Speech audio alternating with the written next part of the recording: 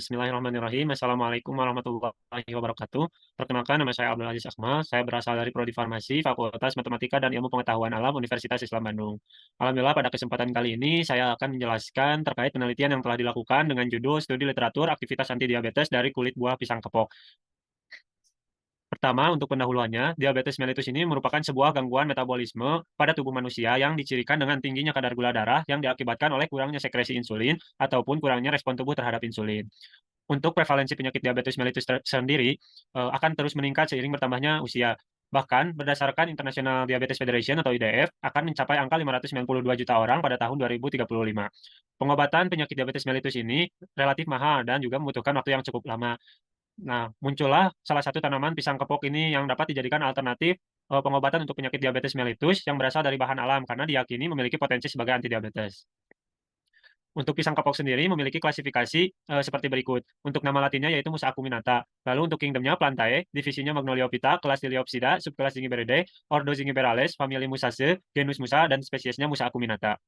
Lalu muncullah rumusan dan tujuan dari penelitian yang dilakukan. Untuk rumusan masalahnya, yang pertama, bagaimana potensi ekstrak kulit tanaman pisang kepok sebagai antidiabetes. Lalu yang kedua, bagaimana mekanisme kerja dari ekstrak kulit tanaman pisang kepok sebagai antidiabetes. Lalu untuk tujuannya yaitu mengetahui potensi dari ekstrak kulit yang berasal dari tanaman pisang kepok sebagai antidiabetes dan juga mengetahui mekanisme kerja dari ekstrak kulit tanaman pisang kepok sebagai antidiabetes. Nah, manfaat dari penelitian ini yaitu yang pertama untuk memberikan informasi terkait potensi ekstrak kulit tanaman pisang kepok sebagai antidiabetes. Lalu memberikan informasi terkait mekanisme kerja dari ekstrak kulit tanaman pisang kepok sebagai antidiabetes dan juga memberi pengetahuan ilmiah yang nantinya diharapkan dapat menjadi dasar untuk dilakukan penelitian lebih lanjut. Nah, untuk metode penelitian yang dilakukan pada penelitian kali ini yaitu secara systematic literature review, di mana pada langkah awal ini dengan cara mencari jurnal dari database-database di internet. Di mana pada penelitian kali ini saya menggunakan database Google Scholar, Crossref, dan juga Science Direct. Setelah dicari, dihitung jumlahnya, lalu di-screening dengan menggunakan kriteria inklusi dan kriteria eksklusi yang sudah dicantumkan sebagai berikut. Lalu nantinya dicek kesesuaian jurnal atau kelayakan jurnal yang dapat digunakan. Nah, pada penelitian yang saya lakukan ini, didapatkan jumlah jurnal yang layak digunakan itu ada 3 jurnal, yang berasal dari Google Scholar sebanyak 1 jurnal, dari Crossref sebanyak 1 jurnal, dan juga Science Direct sebanyak 1 jurnal. Berikut adalah koleksi data jurnal yang didapatkan. Nah, jurnal yang didapatkan ini, pengujian antidiabetes dari ekstrak kulit buah pisang kepok, terbagi menjadi 2 metode. Ada yang dilakukan dengan metode in vitro dan juga in vivo. Untuk pengujian metode in vitro ini dilakukan pada media yang dibuat, mirip, kondisinya seperti kondisi fisiologis dalam tubuh manusia. Sedangkan untuk metode in vivo itu menggunakan hewan uji seperti tikus pada penelitian yang digunakan.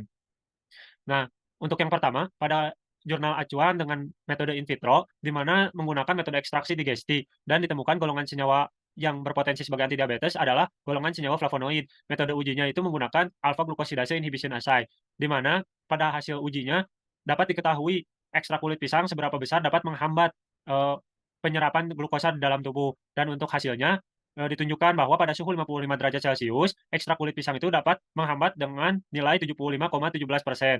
Sedangkan jika menurut waktu ekstraksi selama 12 jam, yaitu dengan nilai 75,25%. Sedangkan dengan SLR atau solid liquid ratio dengan perbedaan pelarut, yaitu dengan nilai 74,68%. Lalu untuk metode pengujian in vivo, di mana metode ekstraksi yang dilakukan ini menggunakan metode Soklet. Untuk golongan senyawa yang berpotensi yaitu ada golongan senyawa saponin, lalu flavonoid, dan juga tanin. Untuk metode uji yang digunakan itu yaitu oral glucose tolerance test dan juga induksi aloksan, di mana dari kedua metode uji tersebut dapat dilihat hasil penurunan kadar gula darah puasa dari hewan uji yang digunakan, yaitu hewan ujinya tikus. Di mana pada hasil penelitian dengan eee pengujian oral glucose tolerance test atau OGTT, bahwa gula darah puasa yang dihasilkan sebesar 70 miligram per desiliter, sedangkan pembandingnya 65 miligram per desiliter. Sedangkan untuk, yang diinduksi aloksan terlebih dahulu dapat menurunkan, sampai dengan gula darah puasanya 91 miligram per desiliter di hari ketiga.